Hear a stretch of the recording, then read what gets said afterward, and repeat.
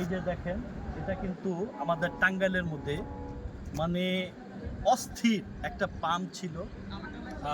এখানে কিন্তু রেস্টুরেন্ট, হ্যাঁ, চমৎকার একটা রেস্টুরেন্ট ছিল।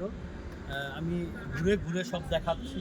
এই যে দেখেন, এটা সব নষ্ট হয়ে গেছে, অকজে হয়ে গেছে। আমি আরও ঘুরে ঘুরে দেখাবো। চমৎকার একটা, এটা কিন্তু সুইমিং পুলের মতো ছিল। এখানে আরও সুন্দর কাজ করা ছিল, চমৎকার কাজ করা ছিল, দেখার মতো একটা পরিবেশ। দেখেন পরিস্থিতিগুলো কি অবস্থা, এখানে পুরে একদম অকেজো হয়ে গেছে। দেখেন পুরাটা আমি দেখাচ্ছি, আপনাদের দেখানোর চেষ্টা করতেছি। অস্থির একটা জায়গা, আমাদের টাঙ্গাইলের মধ্যে সর্বোচ্চ চরম একটা পাম্প ছিল। এই পাম্পে একটা রেস্টুরেন্ট ছিল। টাঙ্গাইলে এরকম রেস্টুরেন্ট আসলে মানে পাওয়া খুবই দুষ্কর। অস্বাভাবিক সুন্দর একটা রেস্টুরেন্ট, পাম্পটাও চমৎকার। এখানে মানুষ বেড়াইতে আসতো, এসে অনেক ভালো লাগা কাজ করতো মানুষের মধ্যে। এত সুন্দর একটা পরিবেশ। দেখেন, আমি আরও দেখাবো কি অবস্থা। প্রিয় বন্ধুরা, চমৎকার, এই যে দেখেন চমৎকার জায়গা এখন মানে নষ্ট হয়ে গেছে। এখন এখানে কেউ সবাই আসে, মানে বিভিন্ন মানুষ আসে নেশা করতে, কেউ বেড়াইতে আসে, কেউ এক একজন এক এক চিন্তা ভাবনা নিয়ে এখানে আসে।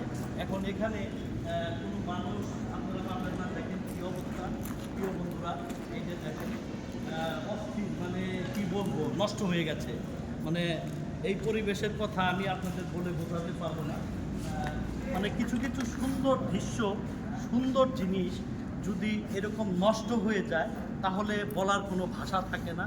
কারণ আমরা আসলে ভালো জিনিসটা বুঝি না, আমরা ভালো জিনিসটা বুঝি না, এইটাই আমাদের জন্য সমস্যা। চমৎকার একটা জায়গা, আমরা আসলে জায়গাটা কিন্তু প্রকৃতিটা অনেক সুন্দর। আমি আপনাদের ঘুরে ঘুরে প্রকৃতি দেখাচ্ছি, জায়গাটা সুন্দর।